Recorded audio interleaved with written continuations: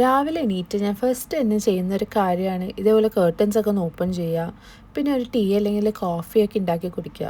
ഇന്നിപ്പോൾ ഞാനൊരു coffee ഉണ്ടാക്കിയിട്ടാണ് day start ചെയ്തത്.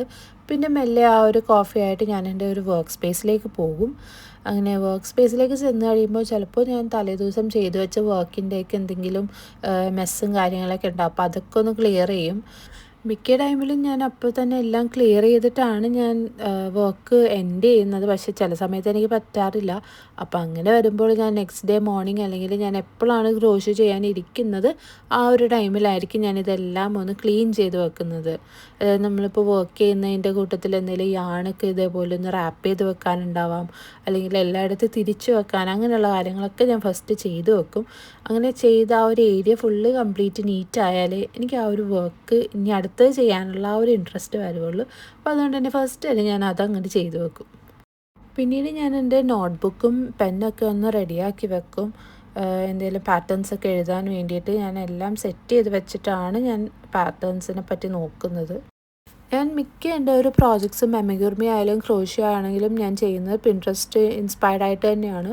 അപ്പോൾ അതുകൊണ്ട് തന്നെ എനിക്കിഷ്ടാവുന്ന കാര്യങ്ങൾ അല്ലെങ്കിൽ എന്തെങ്കിലും കീവേഡ്സൊക്കെ യൂസ് ചെയ്തിട്ട് ഞാൻ എൻ്റെ പുതിയ പ്രോജക്ട്സൊക്കെ കണ്ടുപിടിക്കും.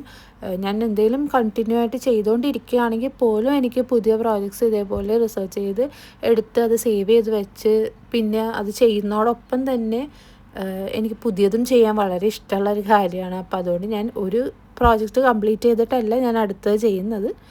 അതിനോടൊപ്പം തന്നെ ഞാൻ ചിലപ്പോൾ എനിക്ക് ഇന്നിത് ചെയ്യാൻ മൂഡില്ലെങ്കിൽ അടുത്ത പുതിയ പ്രോജക്ട്സ് ഞാൻ സ്റ്റാർട്ട് ചെയ്യും. അങ്ങനെ ഒന്നിൻ്റെ ഒപ്പം തന്നെയാണ് ഞാൻ വേറെയൊക്കെ ചെയ്ത് പോകുന്നത്. അപ്പോൾ അതുകൊണ്ട് തന്നെ ഞാൻ എപ്പോഴും പുതിയ പുതിയ പ്രോജക്ട്സ് ഇതേപോലെ തന്നെ നോക്കി ഞാൻ സേവ് ചെയ്ത് വെക്കും.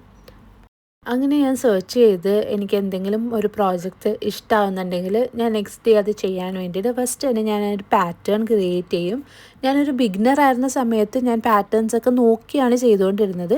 ഇപ്പോൾ ഞാൻ കുറച്ചധികം നാളായി ഇത് ചെയ്യുന്നത് കൊണ്ട് തന്നെ എനിക്ക് സെൽഫായിട്ട് ചില പ്രോജക്ട്സ് കാണുമ്പോൾ എനിക്ക് സെൽഫായിട്ട് തന്നെ അത് പാറ്റേൺ ക്രിയേറ്റ് ചെയ്യാനും സ്വന്തമായിട്ട് ചെയ്യാൻ പറ്റുന്നുണ്ട്. അപ്പോൾ അതുകൊണ്ട് തന്നെ ഞാൻ മാക്സിമം സ്വന്തമായിട്ട് ചെയ്യാനാണ് ഞാൻ ട്രൈ ചെയ്യുന്നത്.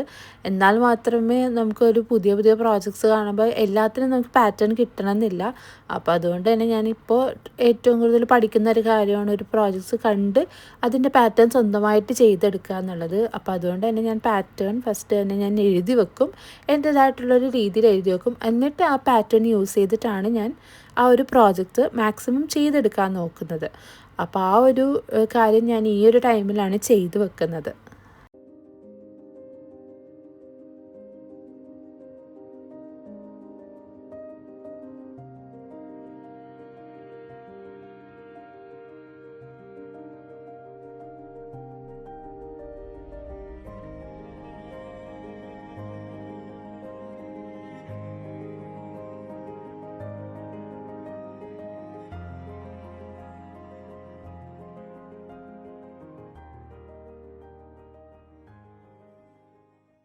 അങ്ങനെ ഞാൻ പാറ്റേൺസൊക്കെ എഴുതിയതിന് ശേഷം പിന്നെ ഞാൻ എന്ത് വർക്കാണ് ചെയ്യുന്നത് അത് ഞാൻ കണ്ടിന്യൂ ചെയ്യും. കുറച്ച് നേരത്തേക്കാണ് ഞാൻ എപ്പോഴും ക്രോഷ്യോ ചെയ്യുന്നത്. കുറേ നേരം ചെയ്ത് കഴിഞ്ഞാൽ നമുക്ക് അത് ചെയ്ത് ഒരു മടുപ്പാകും. അപ്പം അങ്ങനെ വരാതിരിക്കാൻ വേണ്ടിയിട്ട് ഞാൻ ഏറ്റവും കൂടുതൽ എനിക്ക് പറ്റുന്ന അത്രയും ഞാൻ ചെയ്യും. അത് കഴിഞ്ഞിട്ട് ഞാൻ എൻ്റെ മറ്റു പല കാര്യങ്ങൾക്ക് വേണ്ടി ടൈം സ്പെൻഡ് ചെയ്യും. അങ്ങനെ കുറച്ച് നേരം ഞാൻ ഈ ക്രോഷ്യോസൊക്കെ ചെയ്യും. ഇപ്പം ഞാൻ ചെയ്തുകൊണ്ടിരിക്കുന്ന ഒരു ബേബി ഫ്രോക്കാണ്. അപ്പോൾ അതിൻ്റെ ഒരു കളർ ചേഞ്ചിങ്ങിൻ്റെ ഒരു സ്റ്റേജിലാണ് ഇപ്പോൾ ഇരിക്കുന്നത്. ഞാൻ എൻ്റെ യോക്ക് പീസും ബോഡി പാർട്ടിൻ്റെ കുറച്ച് ഭാഗം ഞാൻ ചെയ്തു. പിന്നെ അതിലേക്ക് ഞാൻ നെക്സ്റ്റ് കളർ ആഡ് ചെയ്തു. അപ്പോൾ അങ്ങനെ ആഡ് ചെയ്തതിൻ്റെ സ്റ്റിച്ചിങ് ആണ് ഇപ്പോൾ നടന്നുകൊണ്ടിരിക്കുന്നത്.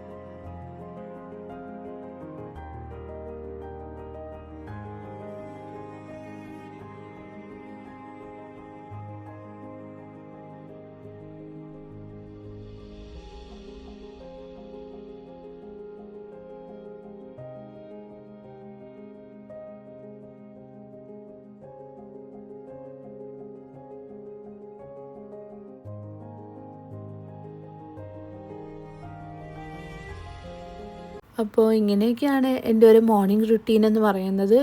ഈ ഒരു ക്രോഷോ ജേർണി തുടങ്ങിയപ്പോൾ എനിക്ക് വന്ന ഏറ്റവും വലിയൊരു മാറ്റം എന്ന് പറയുന്നത് ഞാൻ എനിക്ക് വേണ്ടിയായിട്ട് കുറച്ച് സമയം ഞാൻ സ്പെൻഡ് ചെയ്യാൻ തുടങ്ങി. മറ്റു പല കാര്യങ്ങൾ ചെയ്യുമ്പോൾ എനിക്കത് കിട്ടാത്തൊരു കാര്യമായിരുന്നു എനിക്കിഷ്ടമുള്ള കാര്യങ്ങൾ ചെയ്യാൻ വേണ്ടിയിട്ടുള്ളൊരു സമയം. ഈ ഒരു ക്രോഷ് ചെയ്യാൻ തുടങ്ങിയപ്പോഴാണ് ഞാൻ എനിക്കിഷ്ടമുള്ള കാര്യത്തിന് വേണ്ടിയിട്ടൊരു സമയം കണ്ടെത്താൻ തുടങ്ങിയത്. അതെൻ്റെ ലൈഫിലൊരു പോസിറ്റീവ് സൈൻ തന്നെയായിട്ടാണ് എനിക്ക് തോന്നുന്നത്. അപ്പോൾ അതുകൊണ്ട് തന്നെ എനിക്ക് ഈ ഒരു മോർണിംഗ് ടൈം അല്ലെങ്കിൽ എൻ്റെ ഒരു മീ ടൈം എനിക്ക് വളരെ ഇഷ്ടമുള്ളൊരു സമയമാണ്. മാക്സിമം ഞാനത് എല്ലാ ഒരു ദിവസവും എനിക്ക് ഈ ഒരു ടൈം കിട്ടാൻ ഞാൻ നോക്കാറുണ്ട്.